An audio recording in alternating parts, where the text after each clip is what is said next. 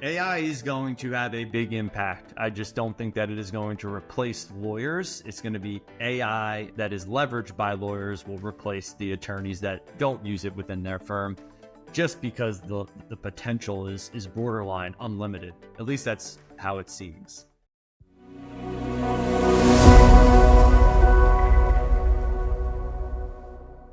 Hey everyone, Bo Royal here, co-founder and CEO of Pareto Legal, a marketing agency that helps injury lawyers increase their profits with digital strategy, online advertising, and analytics. You're listening to the Pareto Legal Podcast, where we feature world-class attorneys, entrepreneurs, and legal experts. And today I am joined by Ron Latz, founder and CEO of LegalFenix, a marketing consultancy that offers fractional CMO services for law firms across the U.S. In this episode, we're going to discuss why it's so important for law firms to prioritize their marketing strategy and planning, how law firms should plan their marketing investments, what tactics they should consider, and more. Ron, welcome to the podcast. It's great to finally have you on, man. Bo, thanks so much for the invite. I really appreciate it. If it's anything like our other conversations, I'm sure we'll go deep into some of the weeds here, but I'm excited to jump right in. Yeah, that's definitely the idea. So let's go right into the weeds with this first question. What are the key components of a successful law firm marketing plan? Okay, so I think it's important to denote the difference between your strategy and your plan. So when I talk about a marketing plan, you can almost deduce it to like your annual marketing plan. It's going to include all of your goals and objectives. There's going to be a market analysis. It will include your marketing strategy and then the associated tactics. You're going to have information about your annual investment and how that's allocated across specific marketing channels. And then finally, just like how you're going to evaluate, monitor, and then optimize those campaigns. So when I'm looking at a plan, I'm really trying to help solidify and align the firm's goals and objectives to that strategy. And then as we go forth with the campaigns, we look at different tactical things that we can do to ensure that we're achieving those outcomes that we set out to at the beginning of the year. So the plan seems like a more like concrete, like action-based, like there's very specific things that are defined in the plan that specify like this is how we're going to go about executing the strategy, right? Versus the strategy is more of the why. Is that a good way to think about it? Yeah, I like to think of these as living and breathing documents. So with my clients, this is something that we continually update and make sure quarter over quarter, or if there's a change mid-month, that we go back to that resource, because a lot of times these pieces of information are used to not only train and onboard and bring other vendors or possibly freelancers up to speed with what the objective is, but it's something that if you are pacing past your goals, right, adjustments are made to your marketing budget. Channels might be diversified. You might have reached a point of diminishing returns on a particular platform, so now you're adjusting and going to another platform. I like to think of that planning document as the resource that you provide to your internal team, your external team, vendors, partners, freelancers, and contractors. So everybody is rowing in the same direction. And the strategy, the information in the plan document, the strategy component tells you, okay, this is the strategy that we are deploying in order to, whether it's achieve a revenue goal, a case benchmark goal, maybe a geographic expansion goal. These are the actual things that we're going to attempt to deploy in order to achieve those outcomes. Now, obviously with your strategy, you're going to have associated tactical components to that strategy as well. And that just gets deeper into the weeds. Got it. So you already kind of answered this, but I'm going to ask it so that you maybe can elaborate a little more. Why does marketing planning even matter? Like, why should law firms even care about it? I mean, I don't know about anybody else, but I don't want my pilot flying blindly. If you don't know where you're going to go or what your target is, how are you even going to come close to hitting it?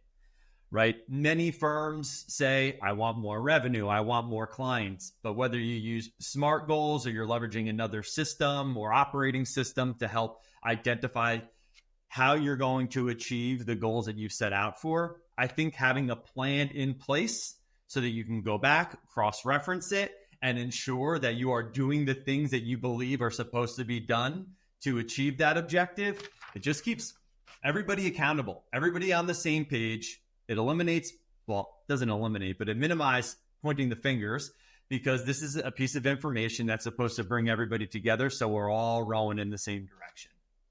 Yeah, I love that. We both speak with a lot of law firms on a day-to-day, week-to-week basis. And I know that when I'm speaking with, a potential new law firm client that has reached out to me maybe for help with a tactic, if I start asking a few questions about, well, like, hey, what's your end goal here? What are you trying to achieve with Google pay-per-click, or what are you trying to achieve with Facebook? I pretty quickly realize whether or not they've already gone through this planning/thought exercise of, like, if I'm going to give you, $100,000 in budget for Google pay-per-click, this is what I need to see in return. And in a lot of cases, the firms haven't thought through this, and they just think, oh, I need to be doing this tactic. I need to check this box, right? There's some element of shiny object syndrome where it's like, oh, I need to be doing this because my competitors are. But based on what you're saying, and I mean, this is true in my experience as well, firms are better off if they just kind of sit down first, think through, where am I at currently? Where do I want to go over the next, whatever, the time frame is, 12, 18, 24, 36 months?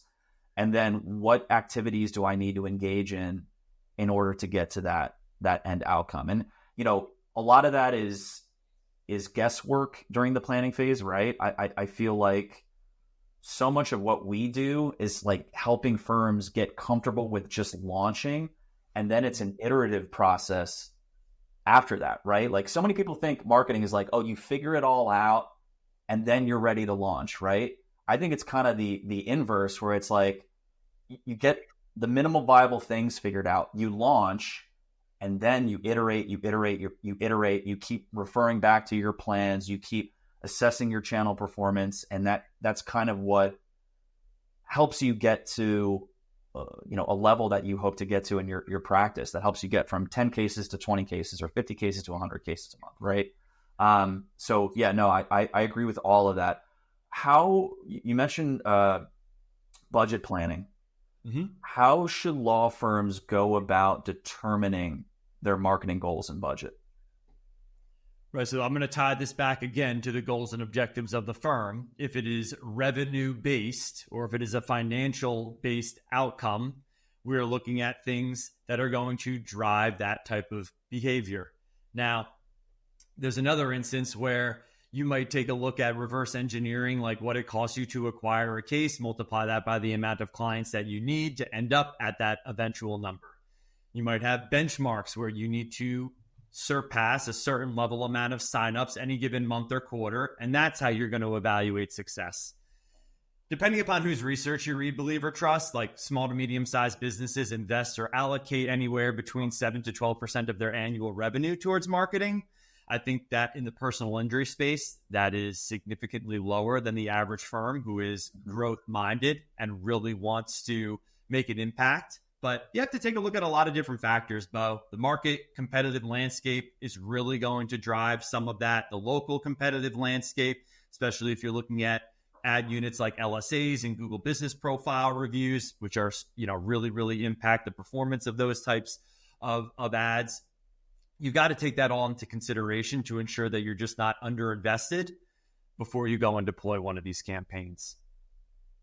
It seems like there's a need for the finance department, or whoever the key person is on the finance side of the firm, to be involved with this process as well. Is that a fair assumption? I mean, anytime I have somebody within the firm that brings a resource from finance, I'm incredibly happy, because they really know, they're the ones that are sending the transaction reports of every single line item that the firm is paying for, whether they know it or they're completely unaware of it, right? So, anytime those individuals want to join the conversation, the more the merrier. I think it just helps us develop more accurate expectations and then reset those in the event that we run into a market behemoth, or we, had bandwidth or capacity concerns, right? You can adjust accordingly based off of the dynamics surrounding you.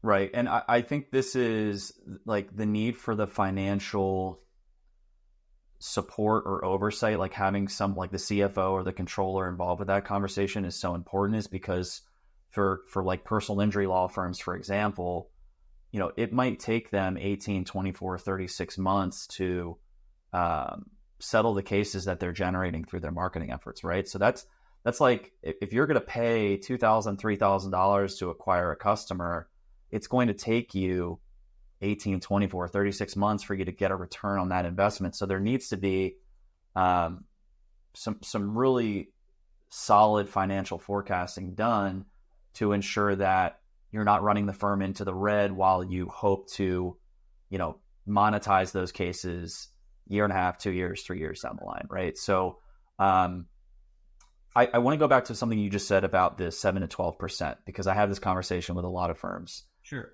Too, like, can you talk about like different firms, like what stage they're at? Maybe they're in more of like a maintenance phase, or like they want to focus more on profits, or maybe they want to focus more on growth.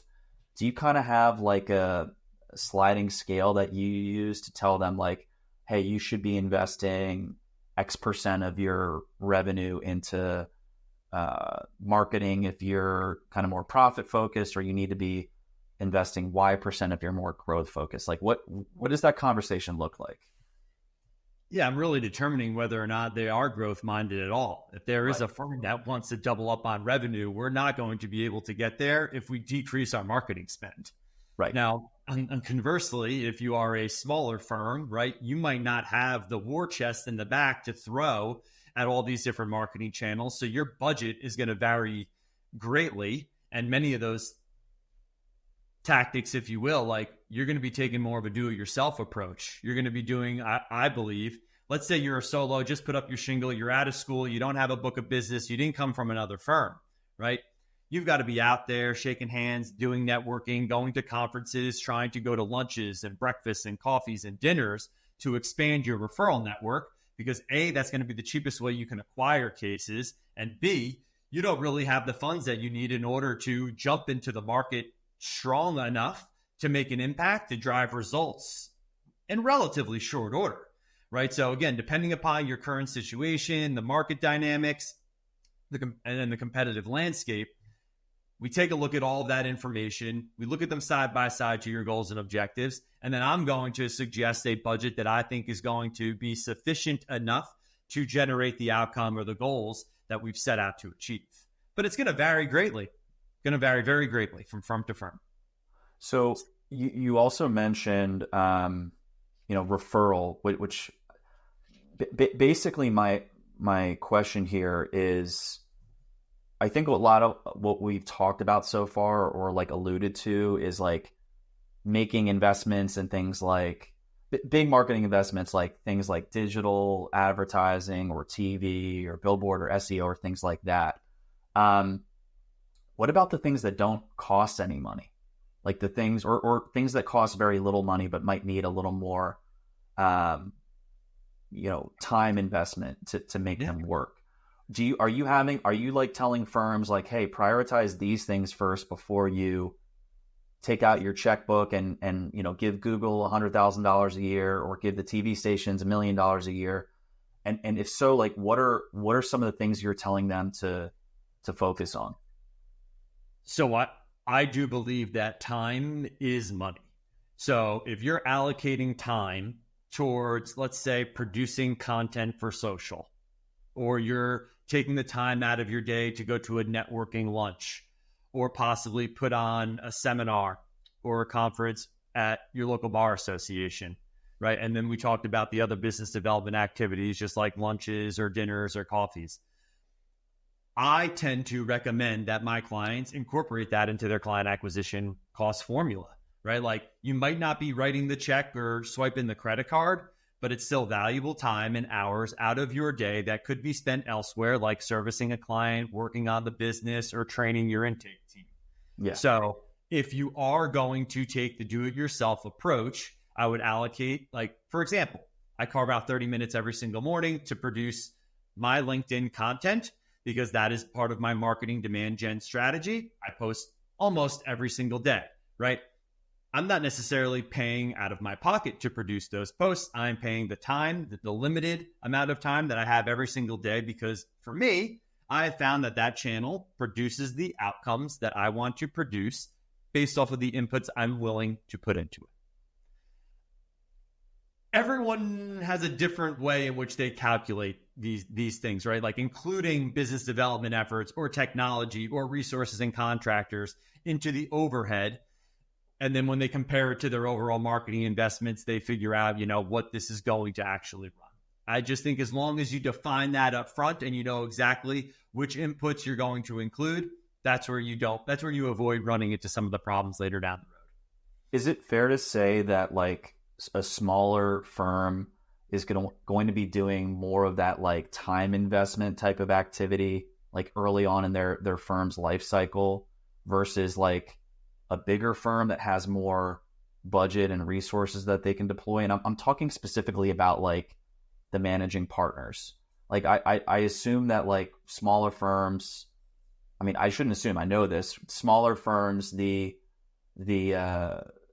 managing partners need to be like kind of the rainmakers. They need to be the ones that are like putting the time into these things to, like, for example, referrals, like developing referral partnerships. They need to be doing more with, sitting down with the intake team. Is it fair to say that like the smaller you are, the more like sweat you need to put into your marketing effort to kind of get the momentum going versus a larger firm?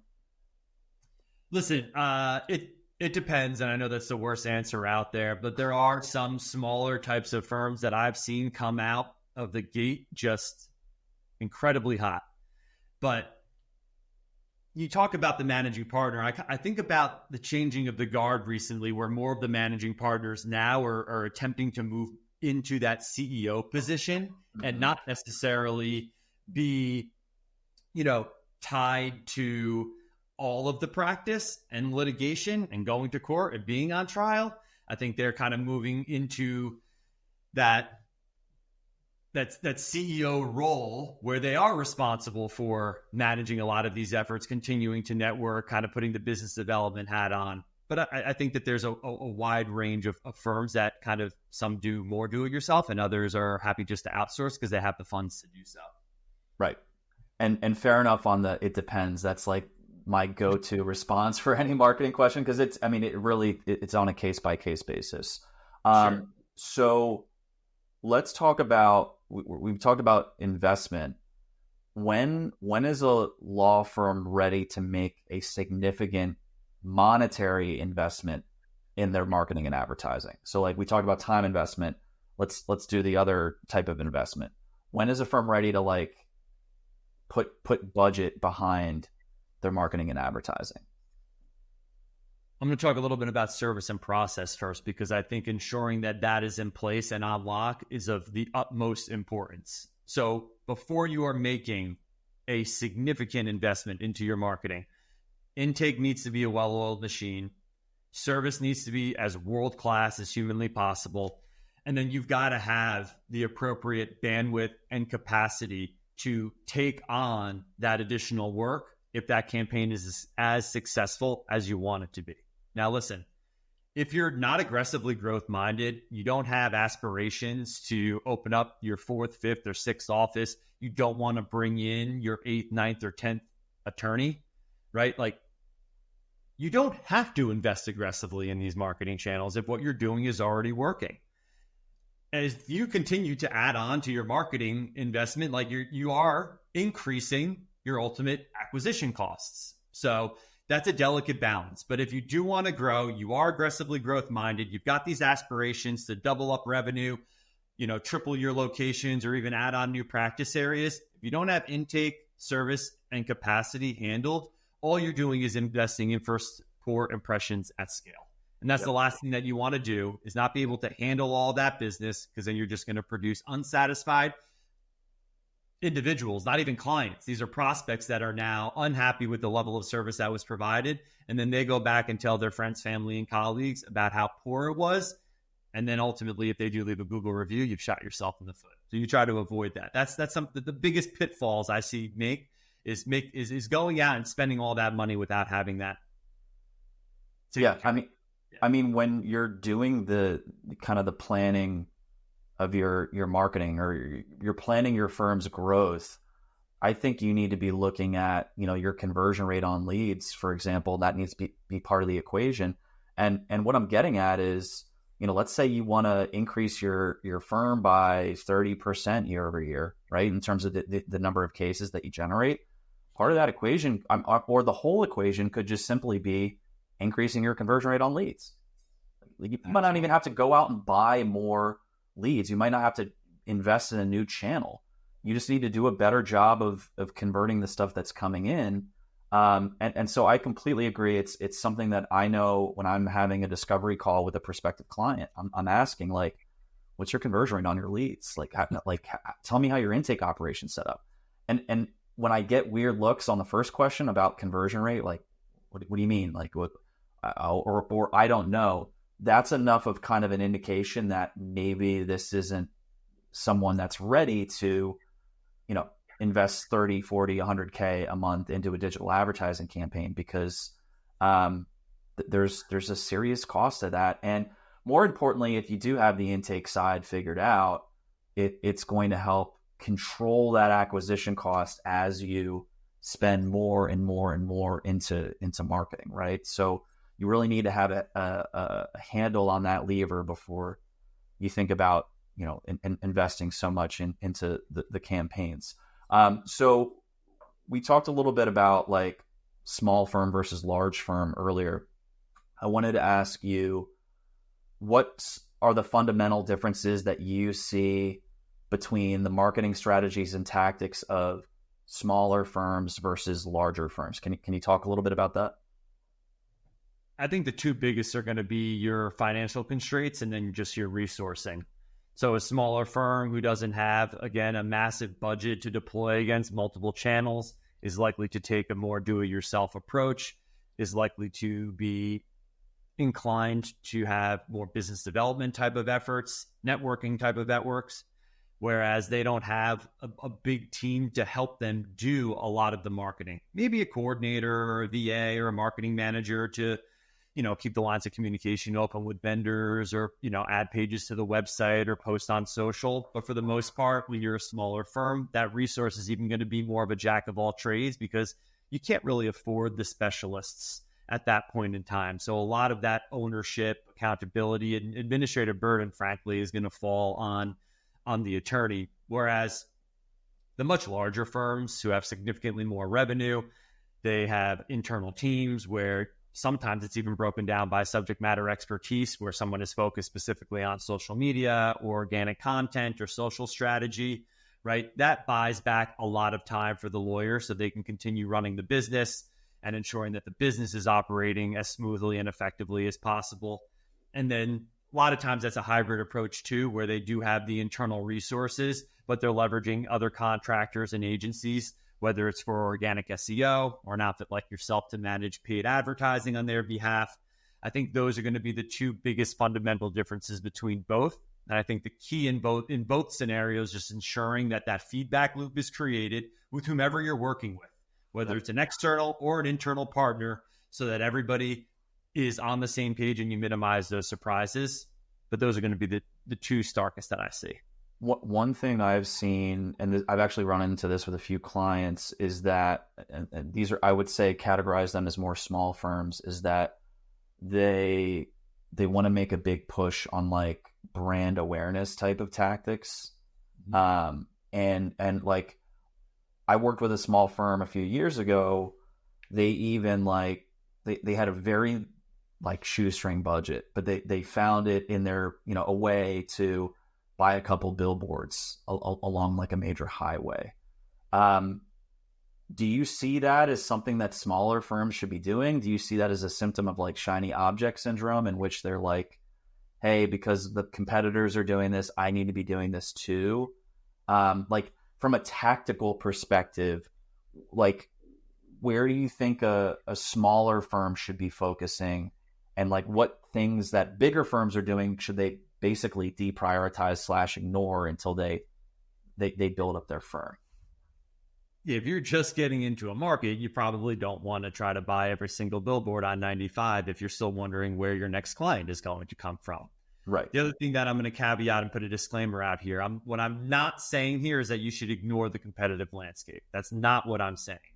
But you've got to focus on your own goals and objectives and ensure that you are building the firm that you want to operate and own and run, and not somebody else's. Too many times, I think lawyers, whether they look at case studies or they talk with their buddies or at networking events or masterminds and things like that, and whether it's too much praise or unnecessary or unwarranted, negative feedback that's shared about a particular strategy, most firms are lacking the context that they need in order to make a decision as to whether or not that approach was even right for their firm. Yep. It might all seem like rosy sunshine and rainbows on the internet, but you have no idea what's actually going on behind the scenes. They could be hemorrhaging money over there, right? So until you have the data and the information to ensure that this is a good decision for you and your firm and not someone else's, I tend to not obsessively focus over what the competition is doing. Now, again, you've got to have a baseline as to their impact on Google Local and their reviews. Obviously, if someone is occupying upwards of 60, 70 or more search impression share on their ads, like, they are players and you cannot neglect them. But I don't think that means that David cannot beat Goliath. There are plenty of firms that are smaller shops where they have big PI firms that have a national presence that come and drop a pin into their market. There are ways and things and strategies that those firms can do very well that Goliath isn't going to be able to do. For example, like feet on the street, guerrilla marketing, community involvement type of work, right? You have the relationships within your community. You are supporting the local businesses. Some of these national players, I'm not saying they can't do it, but if they do come into your market, you better make a splash in that area, because if they start to develop the relationships with the local businesses and service providers and really inundate themselves as being very active within your local community, I mean, that's something you don't want them to do. You've got to get a stronghold on that before the bigger players take that away as well. I think what you're alluding to, and you can correct me if I'm wrong here, is positioning, right? So basically, David, in this case, the smaller firms, they're going to have more, what's the way to say it? They're going to have more staying power in their markets if they lean into the practice areas of focus and the locality of their firm, right? Like, let's be honest, we're talking about like Morgan & Morgan, right? In terms of the big, like one of the big players. And yes, it's hard to compete with someone with that type of budget, but if you lean into the things that make your practice unique, like, oh, we just serve this geographic market. Oh, and these are the types of cases that we focus on, right? You have to be very careful. You can't say like we're experts in these cases or we specialize in these cases. But if you lean into that in terms of your marketing messaging, that's going to give you a leg up on someone like a Morgan & Morgan who comes in and says, we're America's biggest law firm. We handle all the types of cases, right? Like your firm is going to have an opportunity to capture some of the market continuously if you lean into that message, versus someone like Morgan has to keep spending and spending to win over their clients nationally, right? So I think positioning is an important component of the planning too, right? Yeah, I don't think messaging and positioning could be neglected more than it is in legal, right? Like, can you talk a little bit about that? Like it's an afterthought. It's an afterthought, very much so, like many strategic discussions are when you go to an agency that you are hiring to execute a specific type of marketing campaign. The good ones are going to do a deep dive into your strategy, your goals and objectives, understand your messaging and positioning. The others that are slightly more order taker status are going to take your money and run your ads and write your content and optimize your pages, right? Like, messaging and positioning is a crucial component in your unique differentiators and how your prospects are going to compare you in their mind to all the other options that they have at their disposal. It's not just the law firm next door, right? It's do it yourself. It's LegalZoom. It's like, I'm going to call my cousin Johnny because he's got a good financial advisor and ask him what I should do type of stuff. Right. Like, that is seriously neglected in most of the firms that I work with. And I try to bring it back to that because their unique selling proposition is ultimately what's going to, on their website, on their ads, on their landing pages, is going to hopefully separate themselves from the rest of the market. Right. I think in the conversations I've had with firms about their positioning, there's sometimes a hesitancy to kind of just double down on, hey, like if you want more motor vehicle accident cases, we're going to need to like reorient the homepage. We're going to need to like update all the messaging to say this because it's like, well, I'm also generating some med mal cases, or I'm also generating some employment law stuff. Like, you know what I mean? So that there's almost a fear that they're going to, throw away some potential revenue. How do you, when you get that kind of pushback, how do you help firms like realize that this is still the right decision to make? Yeah, those aren't easy conversations because and I find it most prevalent in the general practice firms because there's multiple practice areas. So there's competing priorities amongst all the stakeholders. When they're making marketing decisions and trying to figure out how they're going to allocate the investment. You've only got one primary category in GBP. You've only got X amount of space in your primary homepage title tag, right? If you've got one website, right, like at least you can link all towards it, but then that's when you get into conversations about multi-sites and you're like, well, what about all these legal directories? You can only point them to the one site.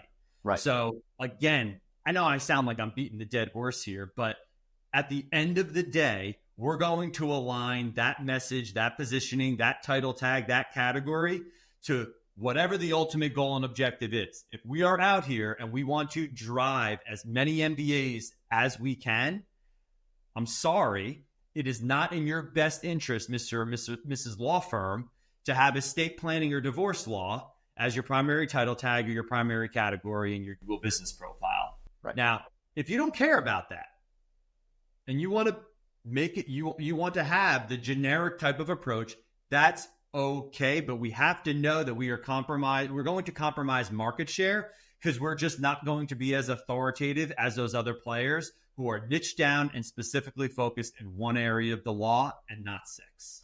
Yep. Yeah, I don't think you're beating a dead horse because this basically what we're getting at to our listeners is these are all things that need to be decided up front. And these are conversations that need to be had, decisions that need to be made before you even think about hiring an SEO vendor or, running a Google LSA campaign, right? You need to be really clear and intentional with what it is you're trying to do, how you're going to go about doing it, and the how might change over time. That's fine. It will change because like we said earlier in the podcast, marketing is a completely iterative process. You're never done. You're constantly learning. What you need to do is set up those feedback loops, set up those systems so that you can, over time, understand what's working, what's not working, and adjust your marketing strategy and tactics accordingly. So, awesome. We've covered so much so far. I got a couple more questions for you, Ron. Sure. So let's talk tactics, law firm marketing tactics specifically. Which tactics are you bullish on these days? I'm most bullish on the ones that are working for my clients and their portfolios, right? It's funny where you hear on calls, and I'm sure that you've heard the same, like people will call you, want to talk about ads, but then they might tell you, but ads don't work for our firm, or we've tried ads and we failed, or we then had to go somewhere else, or you shouldn't do this or that. I believe that it all works. It's just whether or not it works for you at the right time. If it's like not the right time, like that doesn't mean that is going to be a failure for everybody. I think as you see the volatility in the search engine results pages because of the ongoing, not even introduction, but not involvement, but from SGE to AI overviews, you see AI being baked into the results right now. Mm-hmm. A lot of people are chasing that shiny object. I think it's going to be very interesting to see how that plays out, given legal is one of the YMYL, your money, your life categories. And Google's got to be really, really careful as to not appear as though they are making legal, financial, or health advice. Basically what this is just a glorified featured snippet, 0-click result where they're scraping the answers to the questions and putting them directly on an overview within the search results pages. Now, interesting. I don't know if it's all super valuable for the firms right now or the consumers. I tend to go back to normal and regular Google search to get my results because I find that the results are better.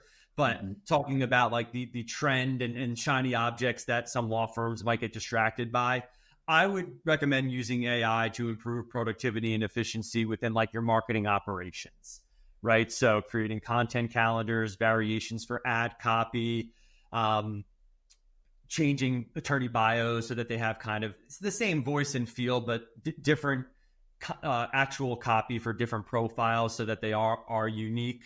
Those are some of the things that I think that you could do. Everybody is somewhat up in arms about the new adjustments, or I don't know if I can call them improvements, but the changes within local services ads, right? Like branded LSAs and then the incorporation of an LSA within the local map pack. We've had conversations even about that recently. Like, yes, it is a money grab for sure.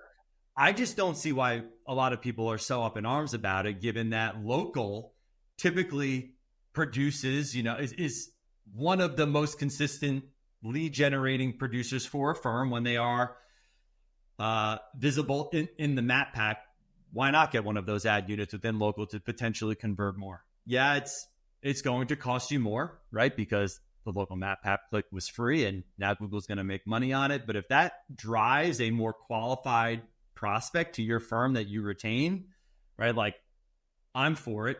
Plus, the alternative is that you turn off all of your LSAs. So like that's, you go back to all of your reporting. If you don't know your unit economics, you don't know your average cost per lead or qualified lead or acquisition costs or cost per action, you're not going to be able to make a decision as to whether or not those leads are worthwhile.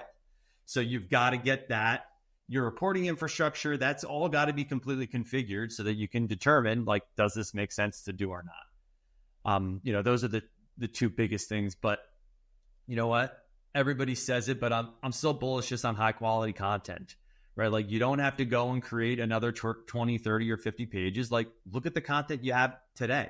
Doesn't need to be refreshed, doesn't need to be redirected, or you got to kill it. You could still generate high quality visibility through that channel and then just try to do more of it when you think it's appropriate. It's just not an arbitrary thing that you have to do. That was an awesome answer. At first you gave a very diplomatic one and you didn't want to automatically say specific tactics, but then you touched on a few. You talked about local search. I'm candidly still bullish on local search. I think every firm needs to be looking at local SEO, Google Business Profile optimization. They need to be targeting very local keywords in their paid and organic campaigns. You talked a little bit about generative AI. I think you mentioned that more as a shiny object, though. What was the last thing you just mentioned? I'm blanking on it. I was talking about the incorporation of LSA into local, but one of the things that I didn't mention that I'm incredibly bullish on, which you would see if you do follow me, is just like the creation of building personal brands. One day, I can envision an entire search page result being all paid ads, right? So protecting your brand, protecting your name, ensuring that when people are searching for you, you show up and that all those results are professional and distinguished. That's another thing that I think is very, very important, right? If you're able to share some of your experiences, your expertise on a channel like LinkedIn or even Instagram, I don't care if it's Snapchat or TikTok, if it is working for you and you are, producing valuable information to the right audience, it can drive an impact. So I don't look at those things specifically as a lead gen type of channel. I do it for exposure to new ideas, new thoughts, new individuals, to network and, hopefully get invited on, podcasts like this one or speaking opportunities. Like, that's how I look at LinkedIn and producing content. Now, does it result in people slotting into my DMs to have conversations about LegalFenix? Sure, it does. But that's not the priority number one when I'm out here trying to spend some time to develop myself as someone in the space that hopefully people think that they know what I'm talking about. Yep. I want to ask the flip side of the question I just asked.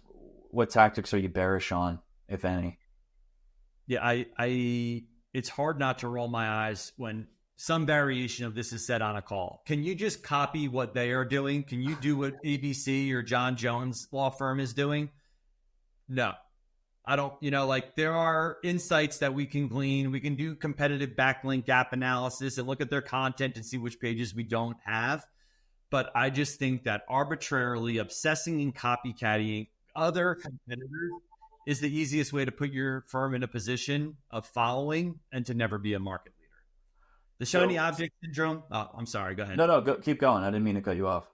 No, I mean, shiny object syndrome is another one, Bo. Like, we get distracted by tech and automation, but then we neglect the personalized touch, like just the marketing basics. Like, don't forget those for like the brand new thing that promises you the hack, trick, or tip to the promised land, because most of them aren't true.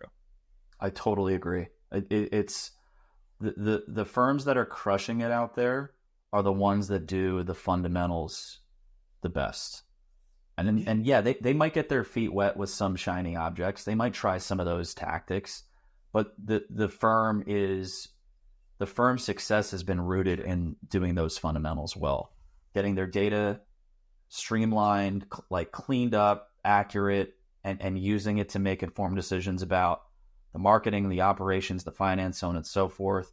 Intake we talked about. And then, at that point, the onus is on the marketing folks to use the data, take the goals that have been set forth by the executive team at the firm, and just iterate, figure out the best mix of budget, tactics, so on and so forth that drive the outcome that the firm's looking for. One more question for you. Sure. What trends do you see emerging in law firm marketing? You already mentioned like one day Google's going to just be a bunch of paid results in the search result page. But what trends do you see emerging in law firm marketing, and how can firms stay ahead of the curve so that they're ready for that next emergence, that next change?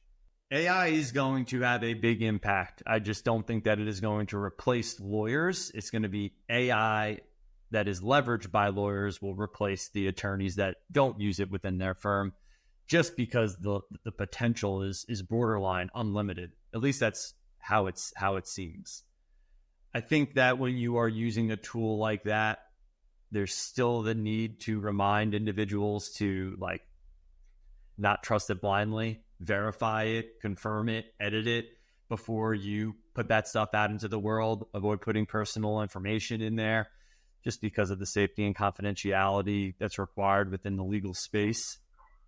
So AI is the one that has really burgeoned upon the scene and is now being incorporated into a lot of other technologies like intake management and matter management software. So I think that's the biggest thing right now. Mm-hmm. I think COVID and the pandemic really did accelerate the adoption of other technologies that legal, which was lagging behind as an industry. It really did a great service getting online scheduling, online bill payment, document storage, like not requiring individuals to go to your office or send a snail mail check to pay off their bills, right? Like that's something that I would love for more and more lawyers to continue to embrace, right? Like, I'm still talking with some firms that don't see the value or even leverage a tool like a CRM. And that to me, like we talk about having intake and service and all of that, a well-oiled machine. Like, I don't even know how you can run a business without a CRM. Right. Like, the information that is made available, especially for the ones that have to do it themselves, like keeping on top of contacts to nurture them, to ensure that referral partners are kept top of mind. Like, that's where the automation comes into play. Like, hey, you have not spoken with Mary in 3 months. Like, you have a task, it hits your inbox, and now you reach out to Mary, right?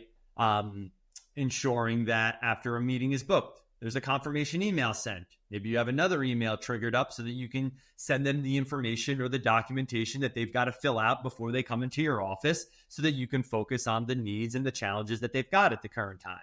So, it's still, the emerging trends are still very much so in technology, in AI. I'm sure that we're going to see some sort of additional ad unit within the next 12 to 18 months emerge. It's just the way that it is going to go. Yep. But AI overviews, how that plays out will be interesting to see. But those are some of the trends that are really coming down the pike. I completely agree with you. I think the thing that firms can and should be prioritizing to, prepare for, the coming paradigm shift with AI and whatever's coming down the road that we can't even foresee, is just getting their data in order. Because all of these AI solutions, Google's an AI company, Microsoft's an AI company, Meta's an AI company. I'm just shelling off some big names. Those platforms will really require better and better data to make their platforms more effective. And what I'm getting at is the firms that have really clean data on the, of these leads that we're generating, these are the ones that turned into cases, or these are my best clients. Like, if you don't have a way to track that and train the AI in the future in terms of what works best for your firm, these are the types of cases I want, you're going to get left in the dust by the firms that are tracking these things, because essentially they're going to be able to make the AI smarter, faster versus your firm, right? So just start taking your data seriously. Get a CRM if you don't have one. Start tracking this stuff. Start tracking your intake folks. Start assigning goals and KPIs for all facets of your organization, and create an infrastructure that enables you to track against it. And I feel like that's the thing that's going to get you prepared for whatever comes down the road, because at the very least, you'll be able to react to the change in a way where you're not completely blind. You're going to know how all these emerging technologies, all these changes in Google or these changes in the marketplace ultimately are impacting your bottom line. And you're not just going to be reacting and wake up 3 years from now and go, where did my pipeline go? Why are no checks coming in, right? Like, that's the last thing you want. So I would just, to add on to your question, or rather kind of like, I guess, simplify it, I would just say get your data in order. That seems like the it's not low effort, it's high effort, but it's a high effort, high impact thing that your firm can do now to get ready for any changes. Ron, thank you so much for coming on the podcast today. How can our listeners learn more about you and LegalFenix? Thanks, Bo. I appreciate it. You can find me at LegalFenix.com, FENIX, or I'm posting content almost daily on LinkedIn, just sharing what I know, what I've learned, and just trying to learn more. So you can find me on LinkedIn as well. For anyone listening, I highly recommend that you follow Ron on LinkedIn. Like you mentioned, he posts content daily, really informative content about all things law firm marketing, ops, intake, strategy, planning, basically a lot of the things that we talked about today. So he is a authoritative voice for sure in the legal marketing space. So you would definitely benefit from giving him a follow on LinkedIn. To our listeners, thank you so much for tuning into this episode of the Pareto Legal Podcast. We will see you next time for another episode.